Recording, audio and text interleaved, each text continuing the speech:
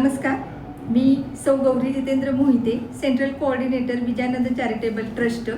आपल्याला सूचित करू इच्छिते की दिनांक 20 जून रोजी आमच्या स्कूलमध्ये प्ले ग्रुप, ज्युनियर आणि सिनियर KG या सेक्शनसाठी काही बुक्स पालकांना देण्यात आले.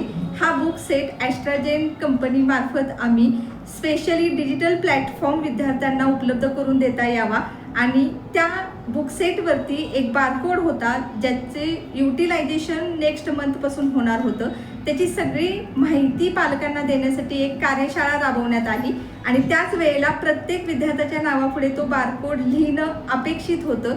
ह्या सगळ्या टेक्निकल अडचणी तर होत्याच, त्याच पद्धतीनं प्ले ग्रुप, ज्युनियर KG आणि सिनियर KGच्या बुक सेटमध्ये त्यांचं राईट इव्हॅल्युएशन व्हावं म्हणून क्वेश्चन पेपरचा सेटही अवेलेबल करून देण्यात आला होता.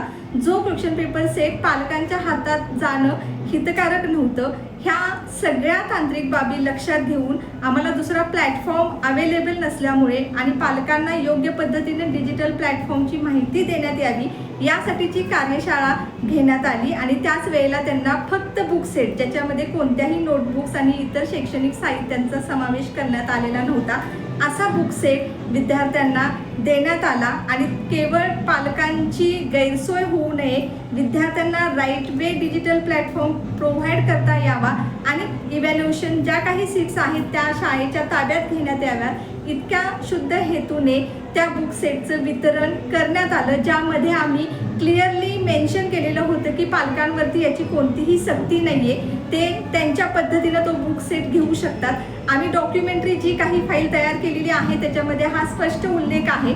शासनाच्या कोणत्याही नियमाचं इथं उल्लंघन करण्यात आलेलं नाही आहे. शासन नियमाप्रमाणे 1ली ते 10वीपर्यंत बुक सेट जे अवेलेबल होतील ते पालकांना देण्यात यावेत असा त्यांचा नियम आहे.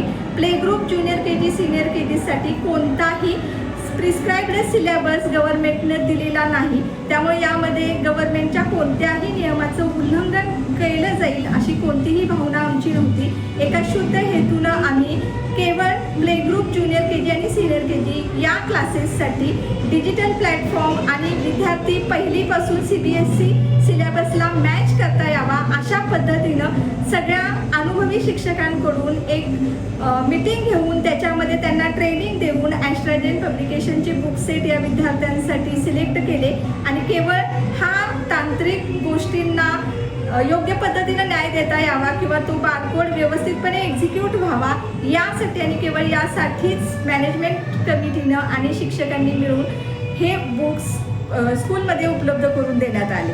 ह्याखेरीज आमचा कोणताही अन्य हेतू नव्हता.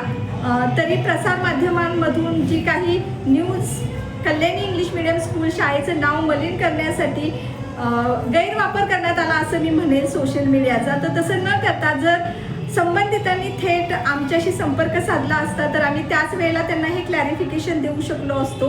तर इथून पुढं माझी ही विनंती राहील की अशा प्रकारे कोणत्याही सोशल मीडियाचा गैरवापर करण्यात येऊ नये. पालकांची आमच्याकडे कोणतीही तोंडी किंवा लेखी तक्रार नाही आहे. जर पालकांनी तशी तक्रार केली असती तर नक्कीच त्याचा आम्ही त्या पद्धतीनं चांगला विचार केला असता. तरी माझी ही विनंती राहील की कोणत्याही सोशल मीडियावरती कल्याणी इंग्लिश मीडियम स्कूलचे नाव मलिन करण्यासाठीचा प्रयत्न केला जाऊ नये. ज्या काही तुमच्या शंका असतील त्यांनी थेट स्कूल ऑफिसशी संपर्क साधावा.